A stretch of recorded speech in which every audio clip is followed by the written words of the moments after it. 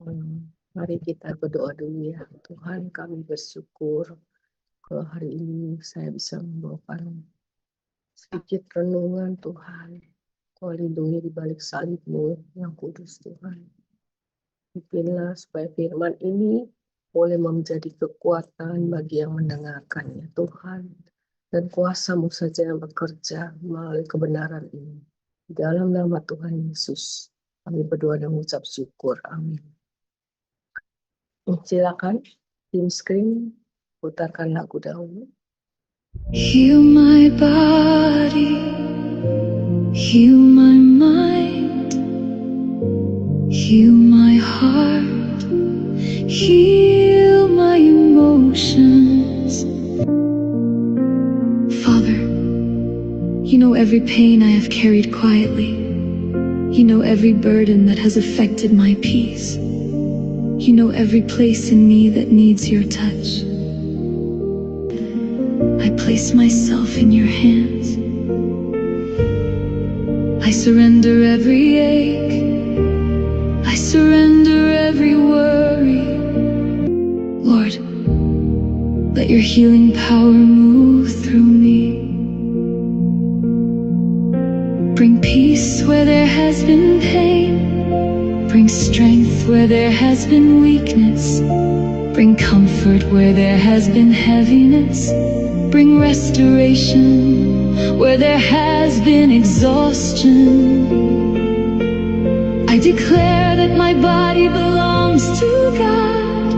My mind belongs to God. My heart belongs to God. My life belongs to God. Thank you, Lord. Ya, saya akan bawakan tentang Tuhan menggendong aku di masa tuaku. Ya, kita kadang-kadang kalau sudah tua ya kita merasa diri tidak berharga, tidak mempunyai kekuatan. Ya, itu prinsip itu sebenarnya salah ya, karena Tuhan yang memakai hidup kita semua ya. Mungkin kalau Musa itu udah umur tua baru dipakai Tuhan, Nuh juga ya. Demikian juga kita semua bisa dipakai Tuhan, baik dari yang kecil sampai yang besar. Jadi saya mau sharing sedikit eh, tentang Tuhan menggendong aku di masa tuaku. Silakan di screen. Jadi dalam Ulangan 1 ayat 31, dan di padang gurun di mana engkau melihat bahwa Tuhan Allahmu mendukung engkau seperti seorang mendukung anaknya sepanjang jalan yang kamu tempuh sampai kamu tiba di tempat ini. Ya, maksudnya di sini Tuhan itulah yang mendukung kita semua, ya, seperti seorang mendukung anaknya. Dia menuntun kita sepanjang jalan yang kita tempuh sampai tiba, ya. Tibanya di mana? Di tempat di mana Tuhan berada, ya. Jadi kita percaya bahwa Tuhan yang memberi perlindungan, Tuhan yang mendukung setiap anak-anaknya sepanjang jalan kita. Ya, walaupun dalam tantangan apapun yang kita hadapi, kita tidak sendirian ya. Ada Tuhan yang selalu menuntun hidup kita. Silakan, screen. Ya. Ya, jadi kita sebagai orang tua, kita sebenarnya banyak sih tugas-tugas dari Tuhan yang diberikan supaya kita dapat memberikan kepada anak-anak kita atau teman-teman kita yang lebih muda ya. Jadi menurunkan apa yang nomor satu, menurunkan apa yang Tuhan ajarkan kepada kami. Dalam Amsal 24 ayat 3-4. Dengan hikmat rumah didirikan, dengan kepandaian itu ditegakkan. Dengan pengertian kamar-kamar diisi dengan bermacam-macam harta benda yang berharga dan menarik. Jadi kita ini adalah dalam tubuh kita adalah rumah Allah. Ya, rumah itu mau dasarnya dari apa? Dan kita harus mengajarkan kepada anak kita. Apakah kita mengajarkan anak kita rumah itu dari pasir ataukah dari batu ya dasarnya. Kalau dari pasir ini dunia yang tidak kekal, yang sebentar aja kalau ditiup badai ya, kalau di mana rumah didirikan ditiup badai, angin, itu ya bisa rubuh. Tapi kalau rumah itu didirikan di atas dasar yang benar, yaitu Yesus Kristus sendiri, ya, jadi rumah itu tetap tegak berdiri karena pegangan kita adalah Tuhan yang mempunyai apa yang kekal, ya. Jadi kita tahu ya. Jadi kita sebagai orang tua ini penting ya untuk mengajarkan anak kita ini jangan sampai nanti satu hari dia eh, kehilangan, misalnya kehilangan, ada ya teman kita yang kehilangan sorry ya orang tuanya gitu, salah satu dia sangat terpukul dan dia bilang kenapa Tuhan mengambil mamaku, kenapa ini bisa terjadi dalam diriku, dan dia tidak terima itu. Dan itulah padahal orangnya sudah cukup dewasa ya, sudah selesai kuliah dan pintar orangnya, tapi masih tidak bisa mengendalikan diri ketika mamanya itu dipanggil Tuhan. Jadi kita harus ajarkan bahwa sebenarnya kita cuma titipan di dunia ini dan kita harus punya dasar yang teguh, yaitu firman Tuhan, kebenaran Tuhan yang membuat kita kuat ya. Terus rumah-rumah itu ada kamar-kamarnya, artinya diisi dengan benda-benda berharga, itu bukan secara dunia ya, secara materi, tetapi secara rohani, yaitu rumah kita tuh harus ada damai sejahtera, diisi dengan sukacita dari Tuhan, sehingga kita bisa menikmati rumah, yaitu suatu keluarga yang harmonis, yang saling di situ, ya, saling tertawa, saling bercanda, ya, jangan rumah kita itu tempat pelampiasan dari kemarahan, eh, menjauhi satu dengan yang lain gitu, tidak ada kesatuan di situ. Gimana rumah itu didirikan ya. Jadi biarlah apa yang Tuhan berikan pada kita itu kita bisa nikmatin, itu kita bersyukur ya, punya keluarga yang harmonis ya, saling membantu, saling menjaga ya. Jadi sebagai anak juga dididik dari kecil ya untuk membereskan barang-barangnya sendiri ya, sehingga nanti dia juga udah dewasa dia bisa terbiasa untuk mencuci piring sendiri gitu ya. Jangan nanti apa kita manjain nanti dia males ya, waktu udah dewasa gitu dia males beresin rumah sendiri, apa kamar sendiri aja dia udah males. Tapi kalau kita biasain dari kecil untuk dia bekerja, untuk melakukan pekerjaan rumah, taruh sepatu yang rapi apa segala, nanti dia sampai besar dia bisa melakukan itu. Dan itulah uh, tugas orang tua ya, untuk mengingatkan ya. Yang nomor dua yaitu kebijaksanaan dalam keadaan baik dan tidak baik. Dalam Yakobus 1 ayat 5, tetapi apabila di antara kamu ada yang kekurangan hikmat, hendaklah ia memintakannya kepada Allah, yang memberikan kepada semua orang dengan murah hati dan tidak membangkit-bangkitkan, maka hal itu akan diberikan kepadanya. Ya, di mana sorry ya. Tuhan berikan hikmat pada setiap kita ya manusia. Seperti Salomo ya, dia tidak minta kekayaan tetapi dia minta hikmat ya. Dia harus minta kepada Tuhan, akhirnya Tuhan kasih kekayaan. Bukan berarti kita minta hikmat terus kita minta kekayaan, enggak ya. Kita minta hikmat Tuhan itu lebih pentingnya. Karena itu kita tuh bisa bertindak bijaksana kalau kita terima hikmat ya, dalam keadaan baik dan keadaan tidak baik. Kita kan nggak tahu akan terjadi apa ke depan ya bagi anak-anak kita. Dan kita ini harus punya kebijaksanaan sebagai orang tua. Jangan membeda-bedakan anak ya, yang lebih kaya, yang lebih miskin.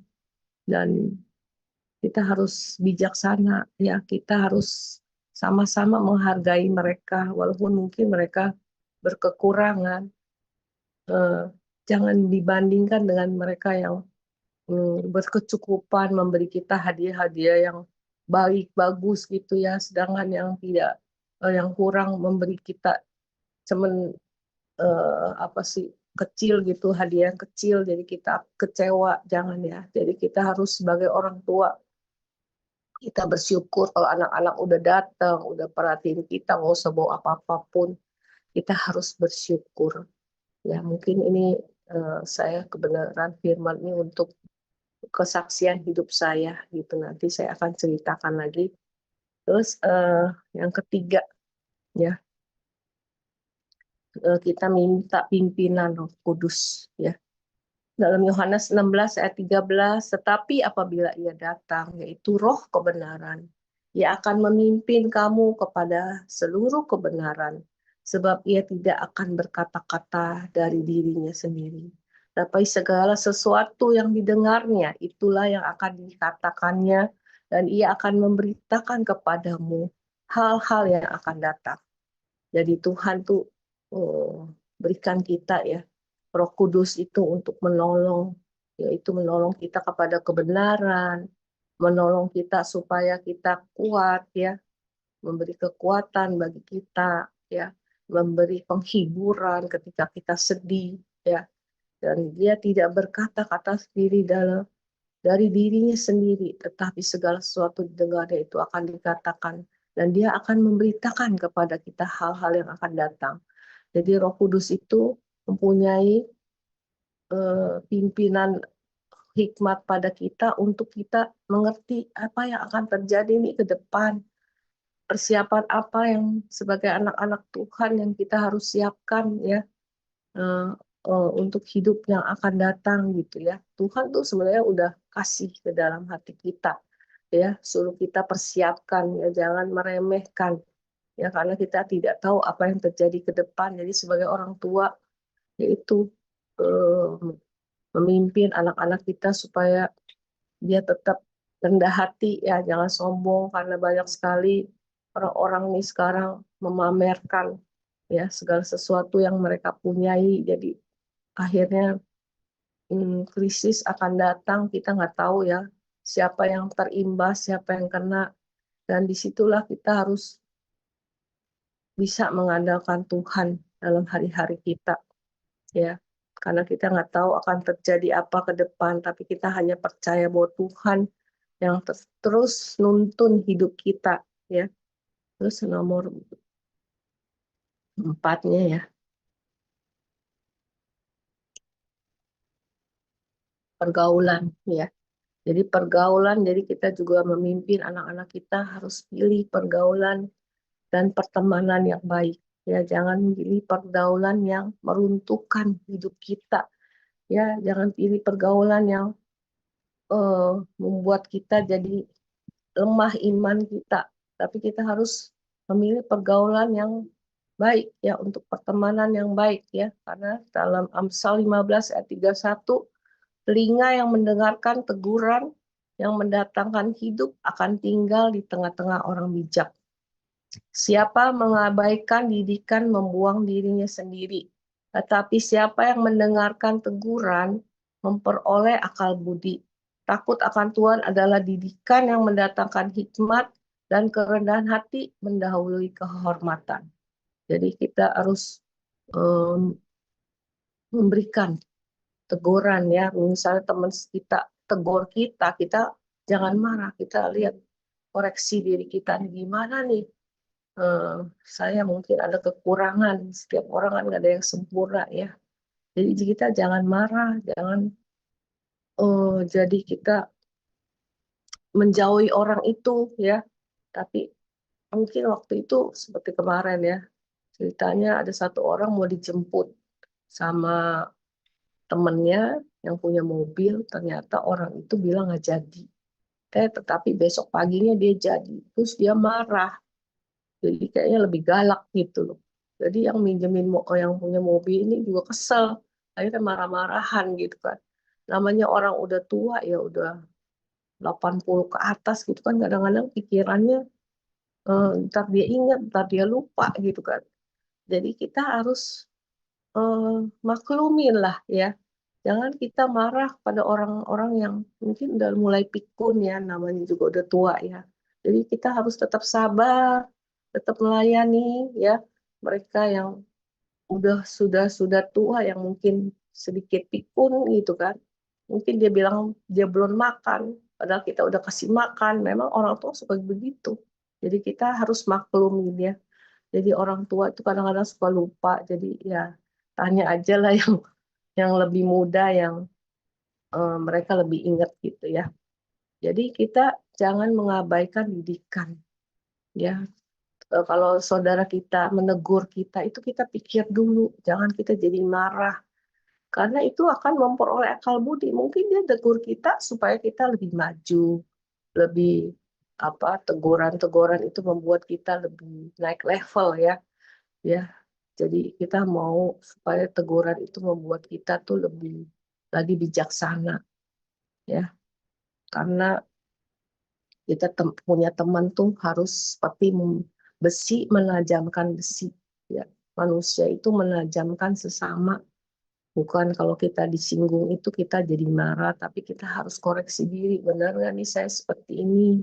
Kawan, kalau kita ada kekurangan ya kita perbaiki gitu ya. Jangan kita marah dulu ya. Karena Tuhan mau supaya kita tuh lebih tajam lagi ya, pikiran kita, hikmat kita, sehingga apa yang terjadi gitu kita jangan gampang marah, jangan gampang emosi gitu ya. Silakan Simsri dari Amsal 27 ayat 5 sampai 6, lebih baik teguran yang nyata-nyata daripada kasih yang tersembunyi ya. Seorang kawan memukul dengan maksud baik, tetapi seorang lawan mencium secara berlimpah-limpah. Nah ini ya, kadang-kadang kita nggak tahu nih maksud dia baik apa ya. Dia mencium dengan berlimpah-limpah, nggak tahu ada maksud yang lain. Jadi kita harus tahu mana teman yang baik, mana teman yang hanya ada maksud yang apa nih. Ya, ada apa maksudnya, ada udang di balik bakwan kata orang ya. Jadi seperti itulah. Jadi kita harus pilih ya teman-teman yang harus kita bergaul itu, jangan menjadi iman kita runtuh, tapi terus kita cari teman-teman yang bisa mendukung kita untuk kita lebih maju ya dalam iman percaya kita kepada Tuhan ya, untuk naik level. Silakan tim screen. Jadi kita yang kelima adalah kedewasaan. Bagaimana kita menjadi lebih dewasa, bagaimana kita menjadi berkat, terlatih ya untuk membedakan mana yang baik, mana yang jahat ya, dan mengendalikan lidah kita ya dengan tidak bersyukur. Kadang-kadang tuh keadaan ya, kita lupa bahwa keadaan ini memang makin sulit, tapi kita kadang-kadang suka bersungut-sungut ya. Ya itu yang lihat tuh anak-anak kita. Apakah nih mama nih punya iman nggak nih untuk menghadapi masa yang akan datang? Apakah kita berdua adu-adu terus ya? Tapi kita bersyukur Tuhan yang mencukupkan kebutuhan kita. Sebenarnya tuh pikiran kita aja yang suka membuat kita tuh takut, gelisah gitu. Sebenarnya pikiran ya.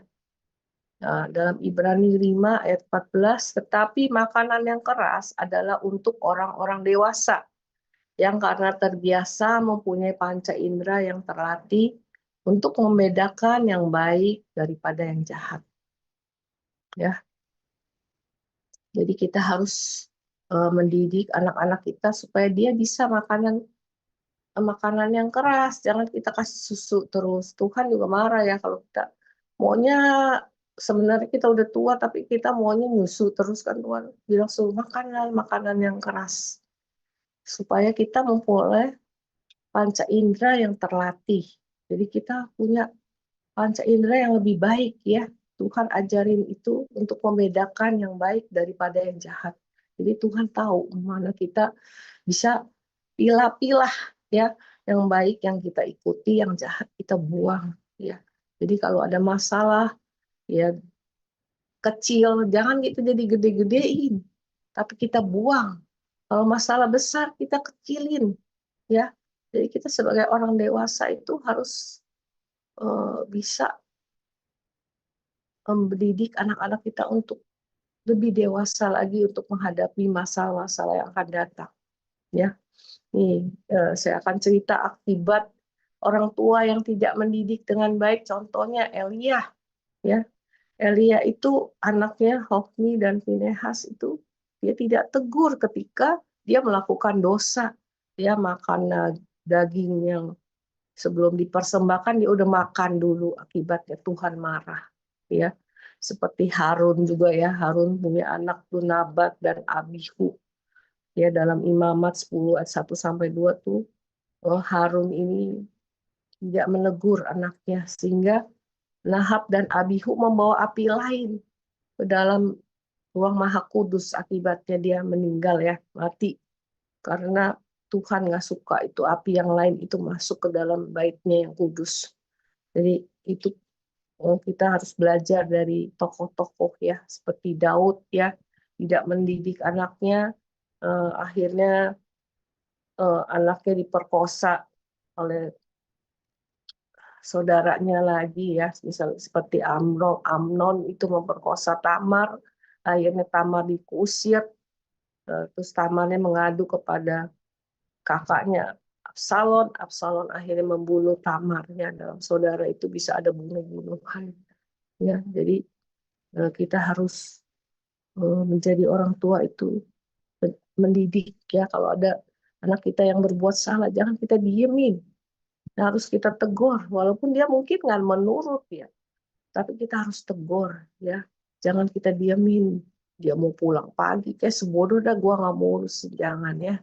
Kita harus pimpin ya, kamu kemana, ngapain aja, jangan bergaul sama orang-orang yang tidak baik. Kita harus tegur ya, kalau kita diamin dia pikir dia itu boleh sama mamanya pulang pagi, jadi dia terus aja bergaul sama orang-orang yang begadang ya, akibatnya dia masuk ke pergaulan yang bebas, yang begitulah ya, kehidupan malam. Jadi kita harus hati-hati tegur anak kita, jangan sampai dia nanti nggak ada aturan lagi yang bisa mendidik dia ya.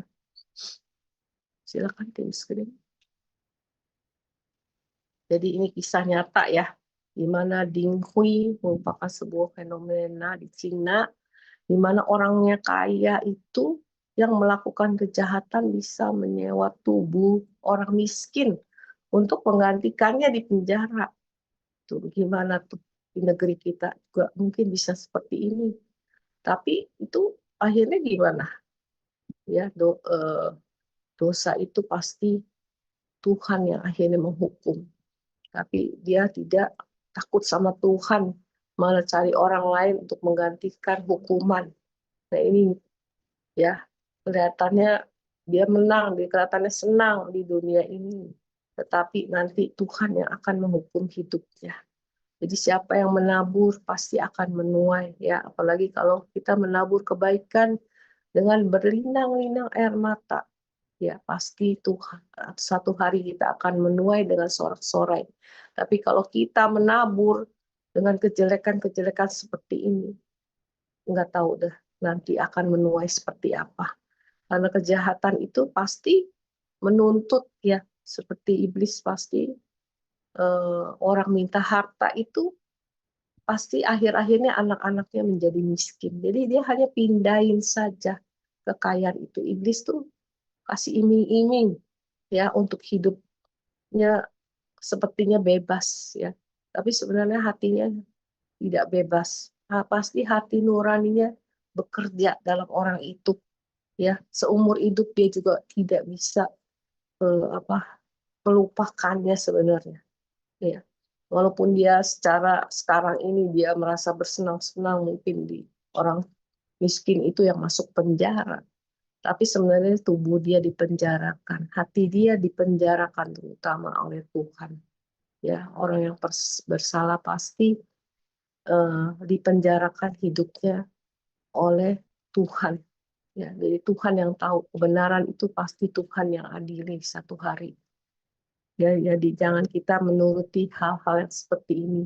Ya, kita harus bertindak benar sebagai anak-anak Tuhan. Ya, takut akan Tuhan senantiasa. Silakan, Binstri. Ya, kita harus teguh berpegang kepada kebenaran. Jangan lagi kejahatan itu menjadi seperti tadi ya. Dalam Efesus 4 ayat 14 sampai 15, sehingga kita bukan lagi anak-anak yang diombang-ambingkan oleh rupa-rupa angin pengajaran, oleh permainan palsu manusia dalam kelicikan mereka yang menyesatkan, tetapi tegan teguh berpegang kepada kebenaran di dalam kasih kita, bertumbuh di dalam segala hal ke arah Dia, Kristus yang adalah kepala. Jadi kita harus menjadi contoh. Jangan lagi kita mau menjadi permainan si palsu itu ya.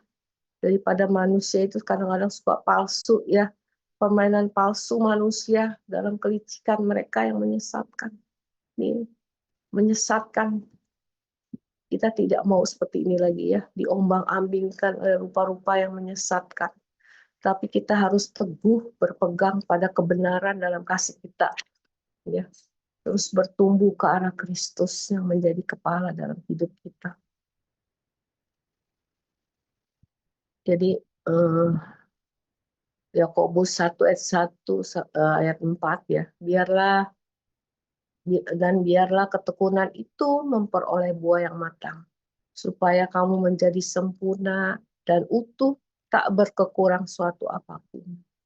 Jadi kita bertekun terus ya, supaya kita juga memperoleh satu buah ya di hadapan Tuhan, memperoleh buah-buah ya, kasih, sukacita, damai sejahtera yang ada di Efesus ya, yang supaya kita menjadi sempurna, utuh, tak berkurang sesuatu apapun, karena Tuhan yang memberi kita kekurangan kita, tuh Tuhan yang sempurnakan. Ya, dalam praktek ini kita tidak mudah menyerah meskipun keadaan sulit. Orang tidak sibuk mencari berkat, tetapi kita menjadi berkat bagi orang lain. Belajar untuk melayani dan tidak mementingkan diri sendiri. Jadi saya akan kesaksian ya, bagaimana saya bergabung dengan Oramdeo ini. Saya diajak ya waktu itu sama Pak Mardi ya, saya bersyukur. Sebenarnya saya orang pemalu yang boro-boro ya bicara di umum ya.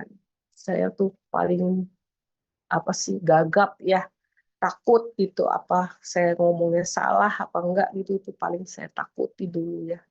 Tapi sesudah saya masuk di Koram Doyo ini, saya bisa bertumbuh itu karena kasih karunia Tuhan dan karena teman-teman kami ya semua saling mendukung, terutama juga Pak Mati ya yang telah membawa saya ke sini itu supaya saya bisa bertumbuh. Ya waktu zaman COVID itu sebelumnya saya suka juga berkumpul sama teman-teman untuk mendoakan orang gitu yang sakit. Tapi pada masa COVID ini saya sendiri juga kena COVID ya. Waktu itu saya di karantinanya, ruang saya di rumah itu ada atas dan bawah. Jadi saya di karantina di atas, sedangkan anak saya suruh mengungsi malah nggak mau ya anak saya. Eh, Serta cucu saya itu nggak mau. Saya bilang kamu jangan deket-deket saya, suruh pergi ke apartemen kamu, jangan di sini. Saya bilang nanti kamu ketularan. Tapi mereka malah tidak mau ya, malah mau mengurus saya. Saya bersyukur ya. Walaupun saya cuma diantarin makanan dari bawah ke atas gitu ya setiap hari. Dan di sini saya bisa melayani sama teman-teman. Ya benar nggak teman-teman ya, Picu, Liliana, ya IBR 616 Maria ya. Di situ banyak sekali jiwa-jiwa yang datang ya, yang sakit, yang ketakutan masa COVID itu. Dan banyak sekali yang kita layani dan kita bersuka cita ya. Kita di rumah bisa melayani walaupun saya dalam keadaan sakit. Tapi saya percaya Tuhan tuh yang sembuhkan saya. Ya, waktu itu mata saya juga ada masalah, Tuhan yang beri saya seperti setrum di sini di kepala saya, setrum kerap gitu ke bawah. Jadi saya merasakan kesembuhan Tuhan atas mata saya. Saya waktu itu juga sakit, tetapi Tuhan tuh pakai ya setiap kita di masa COVID itu untuk membantu teman-teman kita yang ketakutan, yang ada masa sakit ya, Pak Ari juga sakit ya, Pak Edi ya, Pak Yakob, Esra juga sakit. Kita mendoakan sama-sama kan di sini, dan teman-teman kami yang waktu itu banyak ya, sampai 500 orang, sampai dibagi-bagi, sibuk sekali pelayanan ya. Jadi saya di rumah itu waktu COVID itu pagi saya melayani, malam juga ikut koram dewa lagi ya. Jadi saya juga melayani lagi ya. Jadi itu benar-benar saya bersuka cita sebenarnya, walaupun saya sakit ya. Terus saya kemudian kena herpes lagi ya, karena daya tahan tubuh saya rendah. Saya kena herpes juga. Tapi saya nggak cerita sama teman-teman gitu. Waktu itu saya doain Pak Ari. Lama-lama tuh saya di depan layar tuh lama-lama saya ketidur gitu ya. Saya rasa lemes banget gitu. Jadi saya nggak buka layar saya gitu ya. Teman-teman heran juga, kenapa ini orang. Saya nggak bilang kalau saya tuh sakit COVID. Mereka udah tahunya sesudah saya sembuh ya. Saya ketawa, memang saya sebenarnya sakit waktu itu COVID. Teman Tuhan tuh baik ya, saya nggak ada gejala apa-apa, cuman kadang-kadang aja suka lemes begitu. Tapi kalau kita bisa dipakai sama Tuhan, itu saya sangat bersyukur ya, bahwa saya tuh hidup saya kok ada berguna juga ya, walaupun saya udah tua, orang kayaknya mengucilkan saya gitu ya. Tapi disitulah eh, hebatnya Tuhan ya, karunia Tuhan yang memakai hidup kita semua ya. Dalam masa COVID itu banyak kita-kita ini melayani di MCD ini. Itu bukan juga kekuatan kita, tapi karena kasih karunia Tuhan yang diberikan ya. Dan saya merasa itu wah, benar-benar Tuhan tuh luar biasa dahsyat ya, walaupun secara apa sih jauh ya, berjauhan, ada yang di Papua, ada yang di mana, kita doain dimanapun Tuhan tuh bekerja ya. Jadi kita untuk merasakan hadirat Tuhan tuh luar biasa. Jadi kita melalui kita di Jakarta bisa doa di Manado, di mana, di luar negeri bahkan ya, orang itu bisa merasakan tuh jamahan Tuhan, kesembuhan Tuhan, dibukakan karunia-karunia bekerja di situ. Waduh, luar biasa. Saya bersyukur ya, masuk Koramil ini ada teman-teman yang saling mendukung ya. Bukti ya bahwa Tuhan semesta masa pandemi itu kita disempurnakan, walaupun mungkin doa kita banyak nggak sempurna ya, banyak yang salah berdoa lah apalah gitu ya, kekurangan ya. Tapi Tuhan itu benar-benar yang bekerja. Saya lihat tuh benar-benar doa-doa kita itu Tuhan yang sempurnakan, karena kita tuh cuman alatnya aja ya, bukan apa-apanya. Kita tuh cuman kepanjangan alat-alatnya Tuhan aja, seperti pulpen ya, kita sebenarnya covernya aja. Yang menjadi yang tintanya itu sebenarnya Tuhan yang bisa menyalakan itu, bisa kita menulis gitu ya, itu Tuhan sebenarnya. Jadi dalam Yesaya 54 ayat 5 ya, seperti saya sendirian ini sorry ya, eh, sebab yang menjadi suamimu ialah Dia, yang menjadikan engkau adalah Tuhan semesta alam, namanya yang menjadi penebusmu ialah yang Maha Kudus, Allah Israel. Disebut Allah seluruh bumi. Ya, jadi kita sebagai ibu-ibu yang udah tua, ya mungkin juga yang sendirian, bapak-bapak juga ya, yang menjadi kekuatan kita adalah Tuhan. Ya, kalau sebagai seorang janda seperti saya, itu adalah yang menjadi suami saya adalah Tuhan, ya, yang menjadikan dia, yang menjadikan suami kita adalah Tuhan, ya, yang semesta alam namanya, yang menjadi penebus kita, yang Maha Kudus, Allah Israel, yaitu Allah di seluruh bumi. Dan kita tutup dengan kerjasama. Kalau ada kerjasama, semua pun jadi ya. Sampai masa tuamu, aku tetap Dia, dan sampai masa putih rambutmu, aku menggendong kamu. Aku telah melakukannya dan tetap mau menanggung kamu.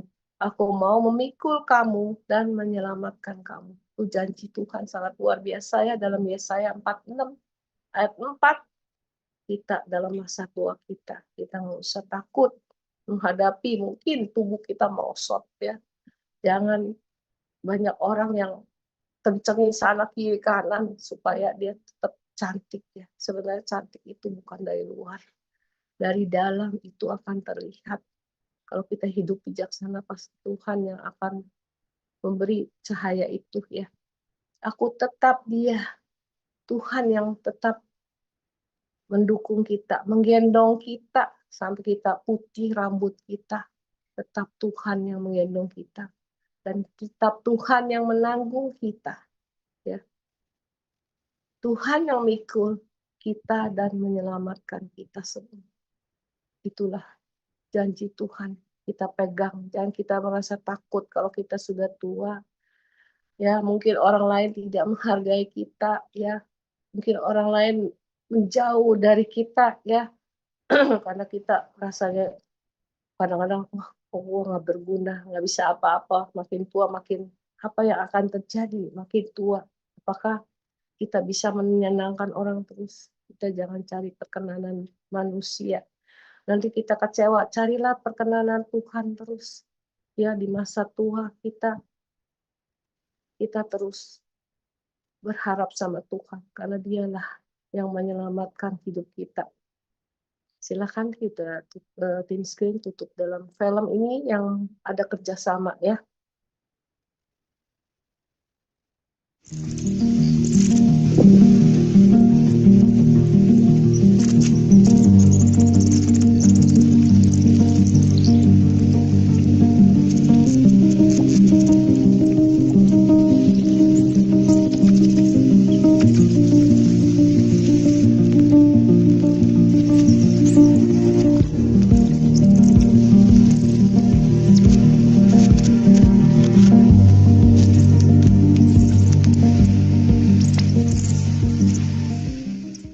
Nah, demikian ya. Kalau kita ada kerjasama ini berdua aja, burung aja bisa kerjasama. Ya, apalagi kita sebagai anak-anak Tuhan dalam kompak, dalam komsel, kita harus bekerja sama. Ya, seperti itulah terjadi yang hal-hal yang baik ya. Silakan Bu Shirley, silakan.